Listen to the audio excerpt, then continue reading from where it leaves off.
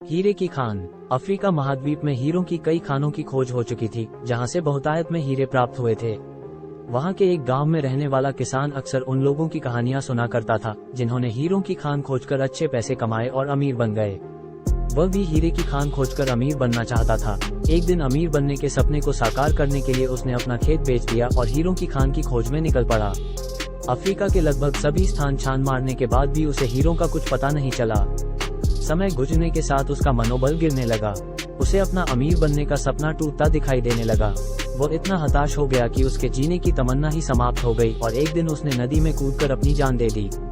इस दौरान दूसरा किसान, जिसने पहले किसान से उसका खेत खरीदा था, एक दिन उसी खेत के मध्य बहती छोटी नदी पर गया। सहसा उसे नदी के पानी में से इंद्रधनुषी प्रकाश फूटता दिखाई पड़ा। उसने ध्यान से देखा तो पाया कि नदी के किनारे एक पत्थर पर सूर्य की किरणें पड़ने से वह चमक रहा था। किसान ने झुककर वो पत्थर उठा लिया और घर ले आया।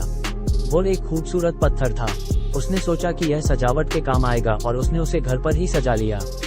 कई दिनों तक वो पत्थर उसके घर पर सजा रहा। एक दिन उसके घर उसका एक मित्र आया। उसने जब वो पत्थर देखा तो हैरान रह गया। उसने किसान से पूछा, मित्र, तुम इस पत्थर की कीमत की जानते हो? किसान ने जवाब दिया, नहीं, मेरे ख्याल से ये हीरा है, शायद अब तक खोजे गए हीरों में सबसे बड़ा हीरा। मित्र बोला। किसान के लिए इस बात पर यकीन करना मुश्किल था। उसने अपने मित्र को बताया कि उसे ये पत्थर अपने खेत की नदी के किनारे मिला है, वहाँ ऐसे और भी पत्थर हो सकते हैं। दोनों खेत पहुँचे और वहाँ से कुछ पत्थर नमूने के तौर पर चुन लिए। फिर उन्हें जांच के लिए भेज दिया। जब जांच रिपोर्ट आई तो किसान के मित्र की बात सच निकली। वे पत्थर हीरे ही थे। उस खेत में हीरों का भंडार था। वो उस समय तक खोजी गई सबसे कीमती हीरे की खदान थी। उसका खदान का नाम किम्बरले डायमंड माइंस है।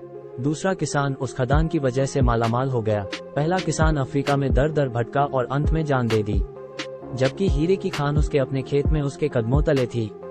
सीख मित्रों, इस कहानी में हीरे पहले किसान के कदमों तले ही थे, लेकिन वह उन्हें पहचान नहीं पाया और उनकी खोज में भटकता रहा।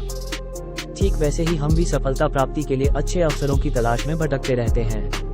हम उन अवसरों को पहचान नहीं पाते या पहचान कर भी महत्व नहीं देते जो हमारे आसपास ही छुपे रहते हैं।